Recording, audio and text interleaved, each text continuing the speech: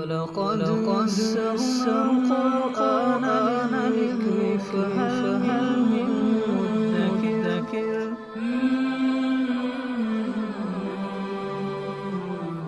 سورۃ المائدہ آیت نمبر 48۔ اعوذ باللہ من الشیطان الرجیم، بسم اللہ الرحمن الرحیم۔ وَأَنزَلْنَا إِلَيْكَ الْكِتَابَ بِالْحَقِّ مُصَدِّقًا لِمَا بَيْنَ يَدَيْهِ مِنَ الْكِتَابِ وَمُهَيْمِنًا عَلَيْهِ فَاحْكُم بَيْنَهُم بِمَا أَنزَلَ اللَّهُ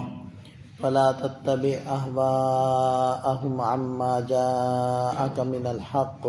لِكُلٍّ جَعَلْنَا مِنكُمْ شِرْعَةً وَمِنْهَاجًا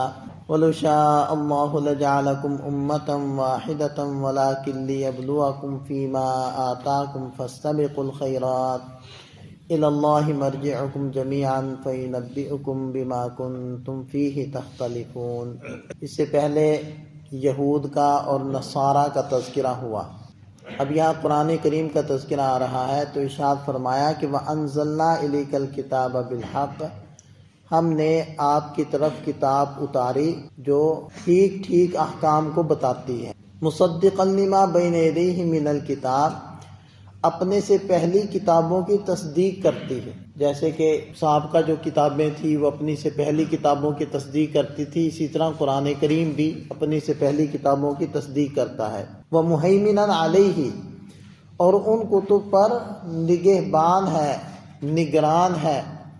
یا ان کا محافظ ہے قرآن۔ وہ محافظ ایسے ہے کہ ان کتابوں کے جو احکام ہیں بہت سارے وہ قرآن کریم میں موجود ہیں، جیسے کہ 2 دن پہلے یہ آیت مبارکہ گزری تھی، وَكَتَبْنَا عَلَيْهِمْ فِيهَا أَنَّ النَّفْسَ بِالنَّفْسِ وَالْعَيْنَ بِالْعَيْنِ، جان کے بدلے جان، آنکھ کے بدلے آنکھ، کان کے بدلے کان۔ اب یہ تورات کا حکم تھا جو قرآن نے نقل کیا ہے اور اس کو باقی رکھا ہے، تو دیکھیں کہ قرآن ان کتابوں کی نہ صرف یہ کہ تصدیق کرتا ہے بلکہ ان کا محافظ بھی ہے۔ ہاں، جو ان لوگوں کے پاس اب موجودہ تورات اور انجیل ہے، چونکہ اس کو ان لوگوں نے بدل ڈالا ہے، کے اندر کچھ بہت زیادہ تحریفات کر دی ہیں، لیکن جو اصل کتابیں تھیں ان کی قرآن تصدیق بھی کرتا ہے اور ان کے بہت سارے احکامات کو ذکر بھی کرتا ہے، تو گویا کہ قرآن ان کا محافظ ہوا۔ فَاحْكُم بَيْنَهُم بِمَا أَنزَلَ اللَّهُ، آپ ان لوگوں کے درمیان اس کے مطابق فیصلہ کیجئے جو اللہ نے آپ پر اتارا ہے۔ وَلَا تَتَّبِعْ أَهْوَاءَهُمْ عَمَّا جَاءَكَ مِنَ الْحَقِّ، اور جو حق آپ کے پاس آیا اس کو چھوڑ کر ان لوگوں کی خواہشات کی اتباع نہ کیجئے۔ لِكُلٍّ جَعَلْنَا مِنكُمْ شِرْعَةً وَمِنْهَاجًا، تم میں سے ہر ایک کے لیے ہم نے ایک شریعت اور ایک اسلوب اور طریقہ مقرر فرمایا ہے۔ دیکھیں، یہ بات تو بارہا گزر چکی ہے کہ بنیادی احکامات تمام کتابوں اور شریعتوں میں ایک جیسے تھے، البتہ جو فروعی احکامات تھے ان میں فرق ہے کہ نماز کی جو کیفیت ہے وہ پہلے کچھ اور تھی، اب کچھ اور ہے۔ روزوں کا جو دورانیہ تھا کہ روزے رکھنے کتنے ہیں، 30 رکھنے ہیں یا 40 رکھنے ہیں، یا روزہ کب سے کب تک رکھنا ہے، تو ان دونوں چیزوں میں فرق ہے پہلی امتوں سے اس امت میں، کیونکہ پہلے لوگوں کے قوا مضبوط تھے، اب کمزور ہیں۔ پھر پہلے جو شریعتیں آتی تھی وہ خاص علاقے اور خاص افراد کے لیے ہوتی تھی، یہ پوری امت کے لیے ہے، قیامت تک آنے والے انسانوں کے لیے ہے، اور جتنے بھی علاقے ہیں، جتنے بھی ممالک ہیں، جہاں جہاں بسنے والی جو قومیں ہیں، جو ان کے مزاج ہیں، سب کے لیے اسلام ہے۔ تو اسلام نے سب کی رعایت رکھی، اس لیے اسلام کے احکام میں بہت زیادہ لچک ہے، ان کے احکام میں وہ لچک نہیں تھی۔ پھر دیکھیں کہ ایک خاص اسلوب ہے ہر شریعت کا، اس کی وجہ یہ ہے کہ حضرت موسیٰ علیہ السلام ایک مسلمان قوم کی طرف تشریف لائے ہیں، جو لوگ مسلمان تھے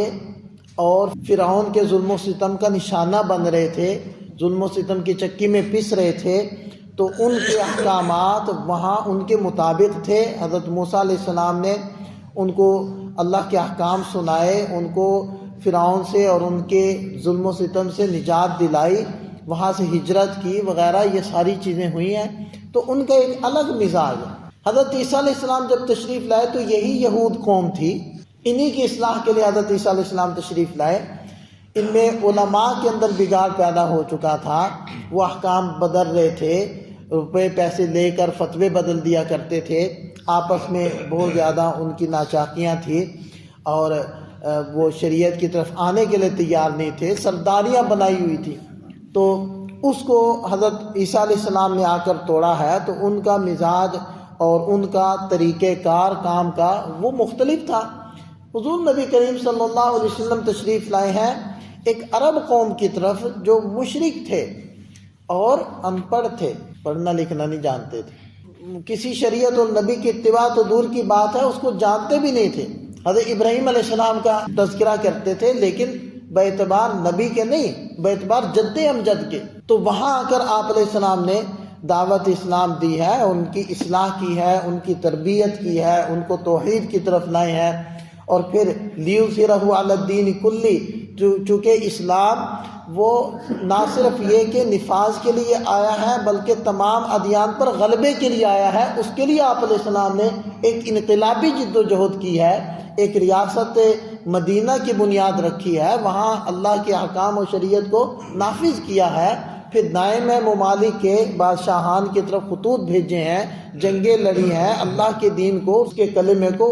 غالب کیا ہے، اعلاء کلمت اللہ کے لیے جہاد کیا ہے۔ تو یہ ساری چیزیں ہیں۔ تو دیکھیں ہر امت کے لیے اللہ نے جو شریعت دی ہے وہ شریعت بھی ذیلی احکام میں مختلف تھی اور اس کا جو اسلوب اور طریقہ کار تھا وہ بھی مختلف تھا۔ وَلَوْ شَاءَ اللَّهُ لَجَعَلَكُمْ أُمَّةً وَاحِدَةً، اگر اللہ چاہتے تو تمہیں ایک ہی امت بنا دیتے، ایک ہی جیسی شریعت آ جاتی اور وہ بدلتی نہ، ایک جیسے احکام ہوتے تو یہ اللہ تعالیٰ کر سکتے تھے، لیکن اللہ تعالیٰ نے ایسا نہیں کیا۔ اس میں بھی آزمائش ہے۔ دیکھیں اس میں آزمائش کیا ہے کہ دیکھنا یہ مطلوب ہے کہ یہ کسی خاص حکم کو مقدس سمجھتے ہیں یا اللہ کے حکم کو مقدس سمجھتے ہیں، یعنی دیکھیں کسی حکم کو یہ اہمیت کس بنیاد پر دے رہے ہیں۔ صرف اللہ نے جو حکم دیا ہے، مثلا پہلے حکم تھا کہ بیت المقدس کی طرف رخ کر کے نماز پڑھو، اب ایک تو یہ ہے کہ اب بیت المقدس کو اتنا مقدس سمجھو کہ بعد میں اللہ کا حکم آ بھی جائے جہد کی تبدیلی کا تو پھر بھی نہیں ماننا، اور ایک یہ ہے کہ ہم بیت المقدس کی قدر عظمت اس لیے کرتے تھے کہ اللہ نے کہا تھا، جب اللہ تعالیٰ نے حکم دیا کہ نہیں اب ادھر نہیں، اب بیت اللہ کی طرف رخ کر لو، تو اب ہم نے یہ ادھر رخ کر لیا۔ تو اصل مقدس اس حکم کا اللہ کا حکم ہونا ہے، فی نفس ہی وہ حکم کوئی مقدس نہیں ہے۔ اب دیکھیں کہ پتھر ہے، پتھر کو چومنا یہ تو کوئی عبادت نہیں ہے، لیکن ایک پتھر ایسا ہے کہ جس کو ہمارے پیارے نبی صلی اللہ علیہ وسلم نے چوما، اس کو چومنا عبادت ہے، لیکن ان کے علاوہ دیگر پتھروں کو چومنا عبادت نہیں ہے۔ تو یہ ہے اصل میں وہ مزاج کہ اسلام نے جو ہمیں دیا ہے، اور اسلام جو ہر مسلمان کو دینا چاہتا ہے کہ تقدیس اصل میں اللہ کے حکم کی ہے، عظمت اصل میں اللہ کے حکم کی ہے۔ اس لیے حضرت عمر رضی اللہ عنہ حجر اسود کو بوسہ دینے سے پہلے فرمانے لگے، اے حجر اسود